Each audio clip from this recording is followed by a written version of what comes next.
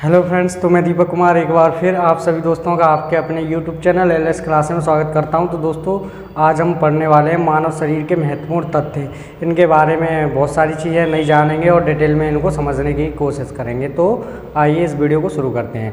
देखिए, सबसे पहले आप देख रहे हैं कि सबसे बड़ी हड्डी यानी मनुष्य में जो सबसे हड्डी पाई जाती है वो कौन सी होती है और वो कहाँ पर पाई जाती है। तो आप यहाँ पर देख रहे हैं कि मतलब मानव शरीर की सबसे बड़ी जो हड्डी होती है उसका नाम होता है फीमर, और ये आपकी जांघ में पाई जाती है। तो ये प्रश्न आपका काफ़ी बार परीक्षा में पूछा गया है। तो ये जो प्रश्न है यहाँ पर सारे के सारे इंपॉर्टेंट रहेंगे, तो इनको यहाँ पर आप अच्छे से समझें। तो देखिए, सबसे बड़ी हड्डी आपकी हो जाती है फीमर, जो कि आपकी जांघ में पाई जाती है। ऐसे देखिए, अगर बात करें सबसे छोटी हड्डी जिसका नाम होता है स्टेपीज, और स्टेपीज आपकी जो हड्डी होती है ये कान में पाई जाती है। तो ऐसे ही आपको याद रखना है कि सबसे बड़ी हड्डी फीमर जो जांघ में पाई जाती है, सबसे छोटी स्टेपीज होती है जो आपकी कान में पाई जाती है। अगला क्वेश्चन ये है कि सबसे बड़ा अंग। तो देखिए, आपका यानी आपकी जो बॉडी का सबसे बड़ा पार्ट्स होता है वो कौन सा होता है। तो आप जानते होंगे वो होती है स्किन यानी त्वचा। आपकी जो त्वचा होती है वो सबसे बड़ा अंग होता है हमारी बॉडी का।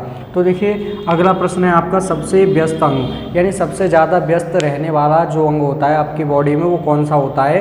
तो हृदय होता है, वो आपका हर समय काम करता है। यानी सबसे व्यस्त बॉडी का पार्ट्स कौन सा होगा, आपका हार्ट होगा यानी हृदय। तो ये आपका यहाँ पर क्वेश्चन हो जाता है कि सबसे व्यस्त अंग की अगर बात कर रहे हैं तो आपका वो हो जाएगा हृदय। अब देखिए, अगला क्वेश्चन है कि सामान्य रक्तचाप जो आपका ब्लड प्रेशर होता है, जिसे हम ब्लड प्रेशर कहते हैं, बीपी कहते हैं, तो वो सामान्य यानी नॉर्मल कितना होता है। तो आपको याद रखना है यानी 120 से 80, यानी ऊपर का 120 होता है और नीचे का 180 होता है। तो आपको याद रखना है, अगर सामान्य रक्तचाप नॉर्मल ब्लड की अगर बात कर रहे हैं ब्लड प्रेशर की, तो वो आपका हो जाएगा 120 से 80। अगला प्रश्न है आपका सर्वदाता रक्त समूह। ऐसा ब्लड ग्रुप जो आपका क्या होता है सभी को दिया जा सकता है, ऐसा ग्रुप जो हम किसी भी ग्रुप वाले को डोनेट कर सकते हैं। तो ऐसा कौन सा ग्रुप होता है, तो आपको याद रखना है वो आपका होता है ओ पॉजिटिव। तो यहाँ से देखिए, अगला प्रश्न है सर्वग्राही रक्त समूह। तो ऐसा समूह कौन सा होता है जो सभी जो ग्रुप होते हैं उनको ले सकता है। तो ऐसा ग्रुप होता है ए बी समूह, जिसके बारे में आपको जानकारी होनी चाहिए। अब देखिए, अगला प्रश्न है आपका सामान्य हृदय दर। सामान्य हृदय दर जो हमारी धड़कन होती है वो नॉर्मल कितनी होती है। तो आपको याद रखना है 72 से 75 मिनट हमारी क्या होती है, सामान्य हृदय दर होती है। उसके बाद अगर बात करें सामान्य नाड़ी दर, ऐसे ही अगर हम बात करते हैं कि अगर हमारी जो सामान्य नाड़ी दर होती है वो क्या होती है, तो वो आपको याद रखनी है 72 प्रति मिनट, यानी 1 मिनट में 72 बार ये धड़कती है। तो सिमिलर यहाँ पर देख रहे हैं सामान्य तापक्रम, यानी हमारी बॉडी का जो नॉर्मल टेम्परेचर होता है वो कितना होना चाहिए। तो हमारा अगर बॉडी का टेम्परेचर 37 डिग्री सेल्सियस में होता है तो वहाँ पर हमारी एकदम बॉडी कैसी होगी, फिट रहेगी। तो आपको याद रखना है कि अगर बात करें सामान्य तापक्रम तो वो 37 डिग्री सेल्सियस होगा। ऐसे देखिए, अगला प्रश्न है आपका कि संपूर्ण शरीर में रक्त का आयतन, यानी हमारी पूरी बॉडी में जो ब्लड होता है उसका कितना होता है। तो आपको याद रखना है कि हमारी बॉडी में आपका 5 से 6 लीटर जो रक्त होता है वो, यानी 5 से 6 लीटर रक्त पाया जाता है हमारी बॉडी में। तो ऐसे देखिए, अगला प्रश्न है आपका सबसे पतली त्वचा, यानी सबसे पतली जो स्किन होती है, यानी क्योंकि हमारी बॉडी में बहुत सारी त्वचाएं पाई जाती हैं, तो उसमें बात करें कि सबसे पतली त्वचा तो उसका नाम होता है कंजंक्टिवा। तो इस प्रकार आपके जो भी यहाँ पर प्रश्न ये देख रहे हैं सारे के सारे प्रश्न आपके परीक्षा में आए हुए हैं और सारे प्रश्न आपके इम्पोर्टेंट हैं। तो एक बार इनको आप नोट भी कर सकते हैं।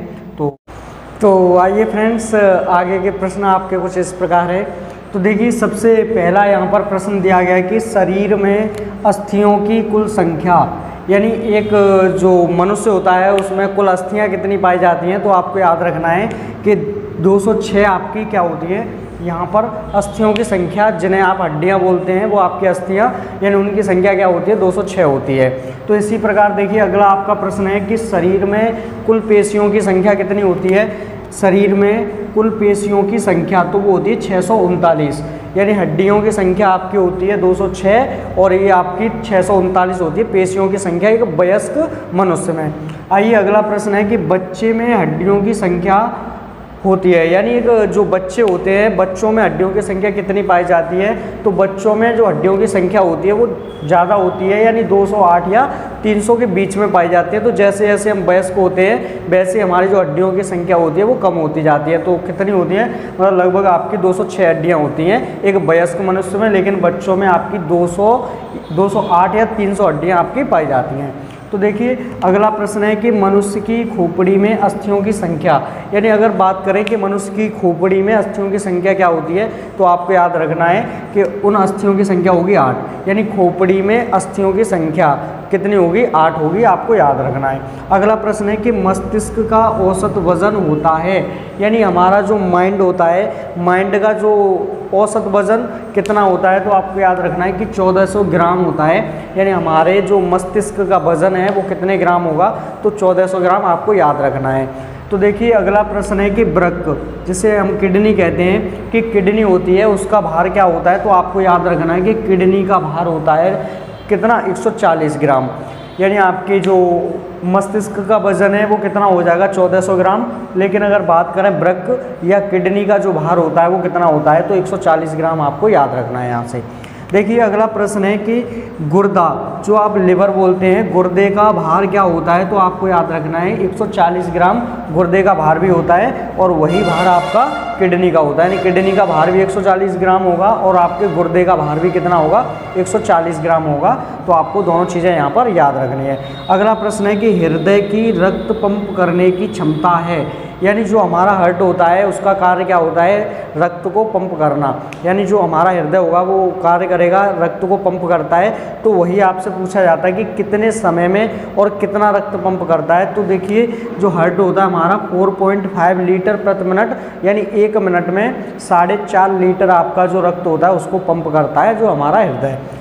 उसके बाद देखिए अगला प्रश्न है कि रक्त में लाल रंग का कारण है, यानी हमारे रक्त का जो लाल रंग का कारण होता है, लाल रंग होने का कारण, जो ब्लड का कारण होता है वो क्या होगा, यानी हीमोग्लोबिन एक तत्व होता है, उसके कारण जो हमारा ब्लड होता है उसका जो कलर होता है वो रेड होता है। तो देखिए अगला प्रश्न है कि रक्त समूह के खोज करता है, यानी जो हमारे रक्त समूह होते हैं जैसे कि ओ पॉजिटिव, ए बी समूह, यानी जो भी आपके ब्लड ग्रुप होते हैं उनकी जो खोज की उनका नाम आपसे पूछा जाता है। और ये सारे के सारे प्रश्न है ना किसी न किसी परीक्षा में अवश्य पूछे गए हैं। तो देखिए ये आपका जो आंसर है लैंडस्टीनर, यानी आपसे अगर पूछा जाता है कि रक्त समूह के खोजकर्ता कौन है, तो आपको याद रखना है यहाँ से कि लैंडस्टीनर रक्त समूह के खोज करता है।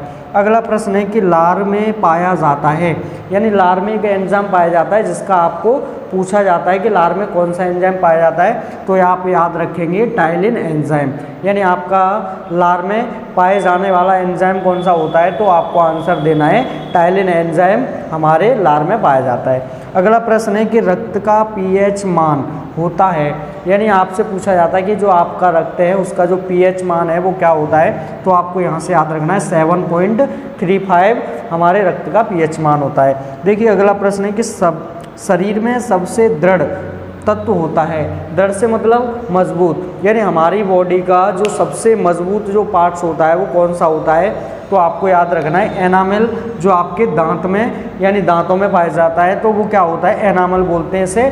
तो आपसे पूछा जाए कि सबसे दृढ़ या मजबूत जो पार्ट्स है हमारी बॉडी का वो क्या होता है, तो आपको बता देना है कि दांत का एनामल सबसे मजबूत आपका पार्ट होता है बॉडी का। देखिए अगला प्रश्न है कि मनुष्य के शरीर में लगभग बाल होते हैं, यानी मनुष्य के शरीर में अगर बालों की बात करें तो लगभग आपके 50 लाख बाल पाए जाते हैं, यानी किसी भी व्यक्ति के शरीर पर लगभग कितने बाल पाए जाते हैं, तो 50 लाख बाल पाए जाते हैं। देखिए अगला प्रश्न है कि छोटी आंत की लंबाई तथा व्यास है, यानी आप सुनते होंगे कि जो आंत होती है हमारी उसकी यहाँ से आपको लेंथ पूछी जाती है कि छोटी जो आंत होती है उसकी क्या लेंथ होती है, उसकी क्या रेडियस होती है। रेडियस आप समझते हैं, अगर आपकी जो आंत हो वो कुछ इस प्रकार की हो तो यहाँ पर रेडियस ये हो जाएगी, यानी ये आपकी होती है रेडियस, यानी ये रेडियस आपकी कितनी होगी और उसकी जो लेंथ है यानी छोटी आंत की लंबाई कितनी होगी, तो आपको याद रखना है, यानी जो छोटी आंत होती है उसकी लंबाई होती है 7 मीटर और आपकी जो व्यास होता है उसका 2.5 सेंटीमीटर उसका व्यास होता है छोटी आंत का। अगला प्रश्न है कि पीयूष ग्रंथि का भार होता है, हमारी बॉडी में ग्रंथि पाई जाती है जिसका नाम होता है पीयूष ग्रंथि, तो उसका भार आपसे पूछा जाता है, तो आप यहाँ से बता सकते हैं कि 0.6 ग्राम हमारी पीयूष ग्रंथि का भार होता है। तो फ्रेंड्स, आपने यहाँ तक देखा कि सारे के सारे प्रश्न आपके बहुत ही इंटरेस्टिंग भी है और आपके इम्पोर्टेंट भी है। तो आप एक बार इनको अपनी कॉपी पे नोट डाउन ज़रूर करें और एक बार इनको पढ़ के देखें तो आपको बहुत ही इंटरेस्ट आएगा। और अगर वीडियो अच्छा लगा है तो एक बार लाइक और शेयर और कमेंट ज़रूर करें। तो मिलते हैं कल नेक्स्ट वीडियो में। तो धन्यवाद।